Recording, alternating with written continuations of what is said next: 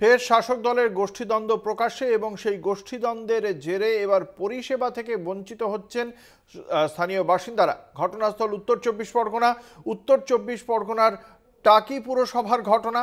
টাকি পুরসভায় তৃণমূল কংগ্রেসের গোষ্ঠীদ্বন্দ্ব এবং সেই গোষ্ঠীদ্বন্দ্বের জেরে পরিষেবা থেকে বঞ্চিত হচ্ছেন পুর নাগরিকরা। সেই অভিযোগও করা হয়েছে টাকি পুরসভার বিরুদ্ধে। গোটা ঘটনায় প্রশ্নের মুখে টাকি পুরসভা এবং স্থানীয় তৃণমূল নেতৃত্ব। বিশদে জানব।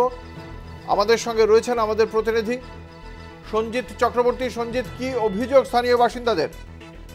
দেখো, স্থানীয় বাসিন্দাদের অভিযোগ দীর্ঘদিন ধরে, গত এক মাস ধরে টাকি পৌরসভার যে 16টি ওয়ার্ড রয়েছে, প্রায় 50,000 মানুষ তারা পুরসভা থেকে বিভিন্ন জরুরি পরিষেবা সহ একাধিক পরিষেবা থেকে বঞ্চিত হচ্ছে। এটা টাকি, বিশেষ করে তৃণমূলের কাউন্সিলরদের মধ্যে গোষ্ঠীদ্বন্দ্বের জের।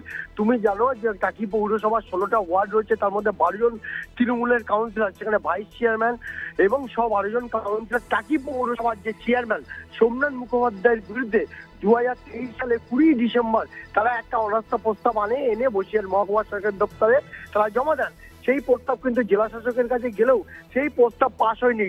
ঠিক সেখান থেকে আজ প্রায় 1 মাস হতে চললো, সেই প্রস্তাব যেমন একদিকে পাশ হয়নি, অন্যদিকে প্রত্যাহার করেনি। এই নিয়ে কিন্তু টাকি পৌর নাগরিকরা তারা কিন্তু রীতিমতো কিন্তু তারা ক্ষোভের প্রকাশ তৈরি করেছে। বিশেষ করে এই 16টা ওয়ার্ডে প্রায় 50,000 পৌর নাগরিক রয়েছে, তারা বিভিন্ন জরুরি পরিষেবা থেকে বঞ্চিত হচ্ছে। একাধিক সার্টিফিকেট থেকে শুরু করে সেসব গুরুত্বপূর্ণ পরিষেবা রয়েছে, স্বাস্থ্য পরিষেবা, টিকাকরণ, পানীয় জল থেকে একাধিক পরিষেবা থেকে তারা ঠিক মতো পাচ্ছে না। বা তারপরে বিশেষ করে যেভাবে পরিষ্কার পরিচ্ছন্নতার উপরে যে সবকিছু রয়েছে, সবটাই টোটালটাই কিন্তু অস্বস্তি বলেছে। ইতিমধ্যে এই ঘটনা নিয়ে কিন্তু দলীয় নেতৃত্ব একাধিকবার দুই গোষ্ঠীকেও ডাকলে কিন্তু সেখানে সমাধান সূত্র বেরোয়নি।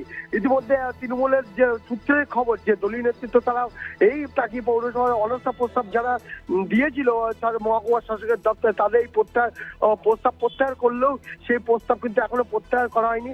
রীতিমতো অস্বস্তিতে পড়েছে দলীয় নেতৃত্ব, যার ফলে এই 1 মাস ধরে টাকি পৌরসভার একাধিক বিভিন্ন জরুরি পরিষেবা থেকে বঞ্চিত হতে টাকি পৌর নাগরিকরা। ইতিমধ্যে বিরোধী কাউন্সিলর, বিশেষ করে বিজেপি, সিপিএম যেসব কাউন্সিলর আছে, তারা কিন্তু এই নিয়ে ক্ষোভ উগড়ে দিয়েছে। তারা বলেছেন যে আমাদের কাছে মানুষ আসছে পরিষেবা দেওয়ার জন্য, আমরা পরিষেবা দিতে পারছি না। তৃণমূলের এটা অন্তর্দ্বন্দ্বের ফলে টাকি পৌরসভার একাধিক পরিষেবা থেকে বঞ্চিত হচ্ছে সাধারণ আম বাঙালি। একেবারে। অঙ্কুরদা, ধন্যবাদ। আমাদের সঙ্গে ছিলেন আমাদের প্রতিনিধি সঞ্জিত চক্রবর্তী।